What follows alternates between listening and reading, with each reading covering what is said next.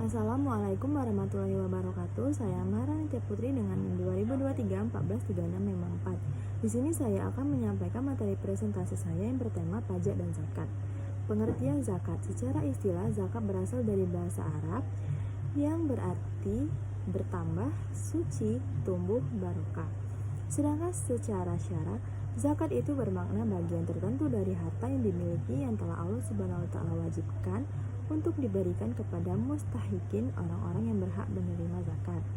Zakat adalah suatu sistem yang baru dan yang unik dalam sejarah kemanusiaan. Suatu sistem yang belum pernah ada pada agama-agama samawi, juga dalam peraturan-peraturan manusia. Zakat mencakup sistem keuangan, ekonomi, sosial, politik, dan agama sekaligus. Zakat adalah sistem keuangan dan ekonomi karena ia merupakan pajak harta yang ditentukan, sebagai sistem sosial karena berusaha menyelamatkan masyarakat dari berbagai kelemahan, sebagai sistem politik karena pada dasarnya negara yang mengelola pemungutan dan pembagiannya, sebagai sistem moral karena ia bertujuan membersihkan jiwa dari kekikiran orang kaya sekaligus jiwa hasut dan dengki orang yang tidak punya. Akhirnya, sebagai sistem keagamaan karena menunaikannya adalah salah satu tonggak keimanan dan ibadah tertinggi dalam mendekatkan diri kepada Allah. Pengertian pajak. Di dalam Al-Quran memang tidak ditemukan kata pajak karena pajak memang bukan berasal dari bahasa Arab, melainkan berasal dari bahasa Jawa yaitu ajak yang artinya pungutan tertentu pada waktu tertentu. Di dalam surat At-Taubah ayat 29 yaitu kata jizyah yang diterjemahkan dengan pajak. Walau demikian, tidak semua kitab Al-Quran menerjemahkan kata jizyah menjadi pajak melainkan tetap jizyah saja. Dalam istilah bahasa Arab, pajak dikenal dengan nama ad-daribah atau bisa juga disebut al-maks yang artinya adalah pungutan yang ditarik dari rakyat oleh para penarik pajak. Menurut Imam Al-Ghazali dan Imam Al-Juwayni, pajak ialah yang diwajibkan oleh penguasa pemerintahan muslim kepada orang-orang kaya dengan menarik dari mereka apa yang dipandang dapat mencukupi kebutuhan negara dan masyarakat secara umum ketika tidak ada kas di dalam baitul mal. Di sana ada istilah-istilah lain yang mirip dengan pajak atau ad-daribah, diantaranya adalah al-jizyah, upeti yang harus dibayarkan ahli kitab kepada pemerintah Islam, al-kharaj, pajak bumi yang dimiliki oleh negara Islam, al-usyur, bea cukai bagi para pedagang non-muslim yang masuk ke negara Islam. Kenyataan yang wajib zakat, kekayaan yang wajib zakat. Quran tidak memberikan ketegasan tentang jenis kekayaan yang wajib zakat dan syarat-syarat apa yang mesti dipenuhi dan beberapa besar yang harus dizakatkan. Persoalan tersebut diserahkan kepada sunnah Nabi.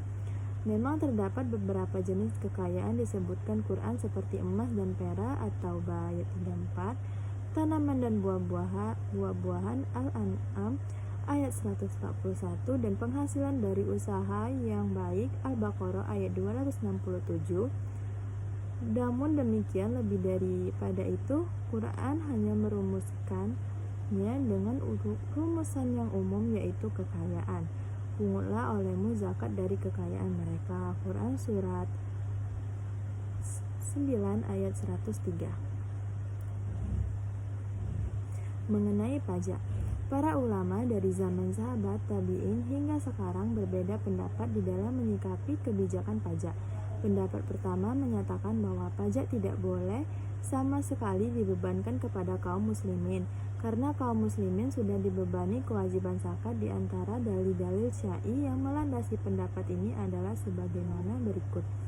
Firman Allah Subhanahu wa taala, "Wahai orang-orang yang beriman, janganlah kamu saling memakan harta sesamamu dengan cara yang batil." Dalam ayat ini, Allah Subhanahu wa taala melarang hamba-Nya saling memakan harta sesamanya dengan jalan yang tidak dibenarkan, dan pajak adalah salah satu jalan yang batil untuk memakan harta sesamanya. Rasulullah Shallallahu alaihi wasallam bersabda, Janganlah kalian berbuat zalim. Beliau mengucapkannya 3 kali. Sesungguhnya tidak halal harta seseorang muslim kecuali dengan kerelaan dari pemiliknya. Syarat-syarat pemungutan pajak. Para ulama yang membolehkan pemerintahan Islam memungut pajak dari kaum muslimin meletakkan beberapa syarat yang harus dipenuhi terlebih dahulu, di antaranya adalah sebagai berikut. Negara komitmen dalam penerapan syariat Islam. Negara sangat membutuhkan dana untuk keperluan dan maslahat umum. Tidak ada sumber lain yang bisa diandalkan oleh negara, baik dari zakat, jizyah, al-usyur, kecuali dari pajak. Harus ada persetujuan dari para ulama dan tokoh masyarakat. Pemungutan dan distribusinya harus adil dan merata, tidak boleh terfokus pada tempat-tempat tertentu apabila yang mengandung unsur dosa dan maksiat. Pajak ini sifatnya sementara dan tidak ditetapkan secara terus-menerus, tetapi pada saat-saat tertentu saja, ketika negara dalam keadaan genting atau ada kebutuhan yang sangat mendesak saja. Harus dihilangkan dulu pendanaan yang berlebih-lebihan dan hanya menghambur-hamburkan uang saja. Besarnya pajak harus sesuai dengan kebutuhan yang mendesak pada waktu itu saja. Apakah pajak dapat menggantikan zakat? Zakat tidak dapat digantikan oleh pajak, walaupun sasaran zakat dapat dipenuhi sepenuhnya oleh pembiayaan dari pajak. Zakat berkaitan dengan ibadah yang diwarnai dengan kemurnian niat karena Allah sebagai tali penghubung seorang hamba dan Khaliknya.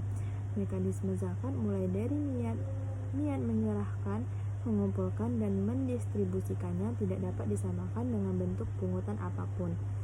Dari segi hakikat persamaan pajak dengan zakat. Zakat dan pajak bersifat wajib dan mengikat atas harta penduduk suatu negeri. Apabila melalaikannya terkena sanksi. Zakat dan pajak harus disetorkan pada lembaga resmi agar tercapai efisiensi penarikan keduanya dan alokasi penyalurannya. Dalam pemerintahan Islam, zakat dan pajak dikelola oleh negara. Tidak ada ketentuan memperoleh imbalan materi tertentu di dunia. Dari sisi tujuan dan kesamaan antara keduanya, yaitu untuk menyelesaikan problem ekonomi dan mengentaskan kemiskinan yang terdapat di masyarakat.